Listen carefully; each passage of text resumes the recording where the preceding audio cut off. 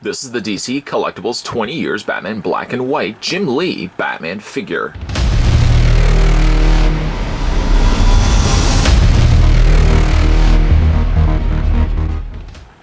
From the vision of masterclass artist Jim Lee comes the 6 3/4 inch Batman Black and White action figure based on Lee's art from the legendary comic book event Batman Hush. The Batman Black and White action figure line brings to life interpretations of the world's greatest detective and select Gotham City characters in glorious monochrome from the comic industry's biggest stars.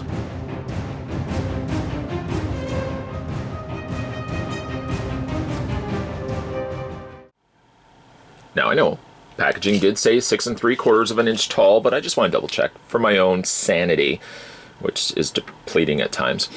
The figure stands at 6, yeah, it's right there, 6 3/4 inch tall. Like with the Bob Kane Batman, the Jim Lee Batman does come with the halved monochrome colored display base. White on the one side, black interior, black bat, I should say, on one side, and white background on the other side. It's a really nice looking effect and goes well with the Batman. Although I will have to admit, part of me would love that this had been gray and black, but really, to the argument of my own opinion, one thing that's good about it being white and black versus black and gray is that it does stand out. I guess that is something that you really would want from these figures to have, at least for the bases. You would want them to stand out, and successfully they do. Now, why did he move Batman over there? Well, that was just so I could make space, so I could bring in the Bob Kane Batman, which is the previous Batman that we already had a look at. This particular set so far consists of the Jim Lee Batman, which we will be looking at, the Bob Kane Batman, which we already had a look at, and the Greg Capullo Batman, which, yes, you guessed it, will be the next video. So you can see a stark contrast, kind of where we started from, to eventually up to the point of Jim Lee stepping in and giving us the Hush Batman storyline. The previous Batman, the Bob Kane one, was from, I believe, the Batman First Appearance. It was in a larger box style. This was coming to us from the DC Direct Batman Hush storyline, which, ironically enough, if you could actually believe of all the things that I've collected over the years, the Batman Hush line I never collected. I don't know what happened. I must have fallen asleep during the few months. I was in a coma. I guess apparently I was in a coma during the time that the Hush Batman figures were released, and ultimately I just never picked them up. Aftermarket prices are ichi-wawa at times. Some of the figures are a little bit more expensive. Hush Batman figures, unfortunately, being one of the cases. And I still fall within the category of loving the Harley Quinn that also was released in the Batman Hush banner as one of my all-time favorite Harleys. And yet, still never picked it up. Isn't that funny? Like, I'm kind of my own worst enemy. Anyways, worst enemies aside, I have to admit that this is a really nice looking Batman, taking really essentially the same molds as what we gotten from the Batman Hush, ultimately just giving it a gray treatment. I wasn't really sure how I was going to feel about this because this Batman is, of course, a little later in years. How was it going to be presented in black and white? Would it live up as well to a Batman, for example, that had full color to him? And the answer to that is actually he does well. He is an extremely neat looking figure. I guess what we can start first and foremost is with the head. This is Jim Lee's initial design, and of course the Batman Hush design figure. Just been given now gray. Everything on this guy is gray. His face is gray. His eyes, well, his eyes, to be fair, I guess are white. But everything else is either a dark gray, a light gray, or black. The face sculpt, in some regards, is a little on the dated side. It comes across a little on the blocky side, but I think it still works relatively well. The black and the gray actually make a lot of the features that may have been lost before really stand out. Specifically, the areas around the brow. Got some extra additional lines that have been added in there that I don't feel would have done as much justice having those in blue, as I do believe the figure initially had the blue cowl. The bat emblem is also an updated take. Jim Lee's design there. It looks quite nice. Actually pops rather quite well too on the backdrop of the lighter gray. One of the other things that Jim Lee brought to the table was the larger pouches on Batman's utility belt. The front buckle, if you will, has been painted in silver. I really wish that there wasn't this big seam line that ran straight through it. Of all the places that there had to be a seam line, it had to be there. I was going for a dramatic pause, but I didn't really have much after that. Big line, though, running through is what I was trying to say. And I think it's the only example I see in which this gray has been used. So it's actually nice that it's not just black. Speaking of black, imperfection-wise, I had a few little hiccups with the Bob Kane Batman. The Jim Lee one is not too bad, other than I got this one little smudge, this one extra little line of paint right there. It's so small, I almost didn't even feel necessary to bring it up, and yet ultimately I did. The cape, if we spin it around, is a very traditional looking Batman cape, although it does fan out, and it gives you rather these little interesting small peaks, these little points that point out.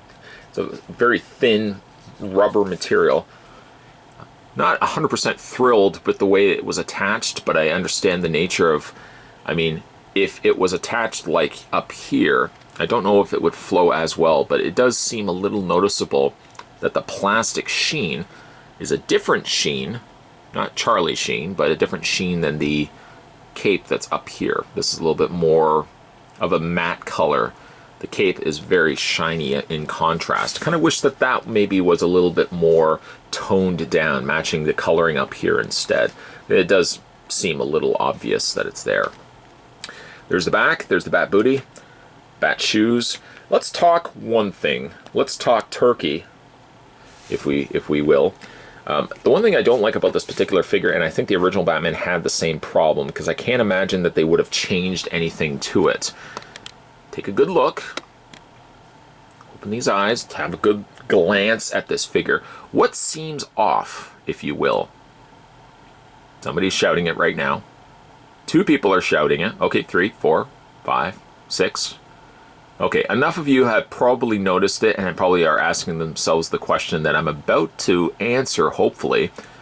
It's not the fact that he doesn't come with any sort of accessories. It's not for the fact that his hands aren't molded so that he could hold accessories. No, that's not it.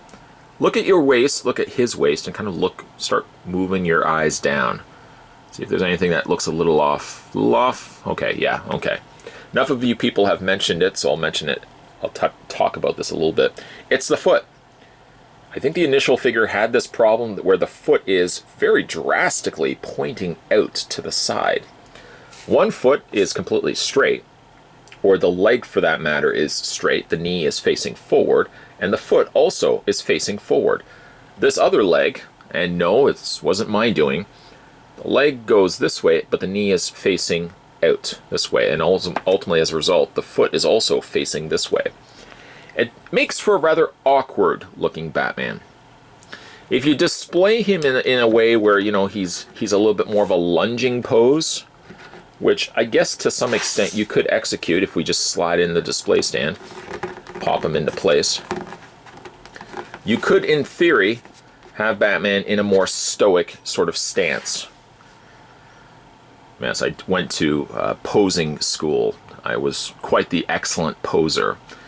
But one thing, though, about this is it does look good when you do it like this. If you have the legs standing straight up, ultimately what ends up looking like, it looks like, well, his foot should... You keep wanting to turn it, and you could turn until the cows come home, brother. It ain't going nowhere. So that's a shame that it kind of goes this way instead of facing forward. Wish I could have fixed that. At the very least, put a little swivel on there. But I'm thinking that the mold... Where'd that base go? It's over there. I'm thinking that the base is just an actual carbon copy. Other than just swapping out of paint, they've done absolutely nothing differently to the mold itself. Speaking of posability, though, Batman. Did I just say posability? Well, we were talking this, so we'll run with the idea that this was related to posability. We'll just kind of go with it. Go with it. Head rotates all the way around. You can angle the head back and forth, as well as up and down. The arms hinge out. Not much, though. That's it. That's all you're going to get. Anything after that, whew, you're tempting your luck, man. Don't tempt it. Fate can be a harsh mistress at times. You don't want to tempt fate. Bend at the elbow. No waist swivel. I really like the shape of his torso. Very narrow up front. Broader as you get to the upper torso, the upper chest area there. I really like that. Legs go back and forth. That's all you're really going to get there. And bend at the knees. Somebody right now is saying that foot looks crooked. You need to straighten that. Where were you about 5 minutes ago? All right, it was about 45 seconds ago. No, you can't rotate that back and forth. I'm sorry, Rudiger, if that's what you were asking. You can't rotate the foot. All in all, not a bad looking Batman figure. It makes me think, however, though, looking at the Batman and catching him quickly. Oh, see, reflexes like a cat. Look at this guy. It makes me think, though, looking at this Batman, that I really want to go back and pick up more of the Batman Hush figures, the initial run of figures in full color. Hopefully, price points will be a little bit more forgiving, that I may do that maybe in future videos. Let's not get ahead of ourselves, though, talking about future videos. We haven't even finished this video relating to the 20th anniversary, the 20 years of, I guess, Batman so far. The 20 years Batman, Jim Lee Batman, is actually a nice looking figure. I like the black and white color scheme specifically for this Batman. It works just as well on this Batman as it did with the Bob Kane Batman, the one that we looked at before. I want to stress one thing, though, and you may not even see it here in final looks, but the display base, that scuffing seems to be an ongoing problem. I've scratched now a little bit more away. You probably may not see it. Maybe you can. It's coming up to us right now. Bus is coming up right here. Okay, at the bottom tip of the wing of the white bat emblem, the one on the white side, there's a little bit of a scratch. That was from me just putting the figure onto the base and moving it slightly caused that scuff. It's now something that I can't fix. It's going to be there until the end of time. That's sad. The figure, though, isn't so sad. It's actually a nice looking figure. Dated, yes, by its Poseability, and I guess from some regard his head, but overall a nice looking Batman figure. I think I'm warming more and more up to the leg being slightly angled. I wish I had the luxury of being able to do that myself. DC Direct ultimately just had the legs swiveled slightly off to the side, which actually works quite well if you have him in this sort of pose, that sort of stoic pose. That bent, awkwardly twisted leg actually favors you in this sort of pose.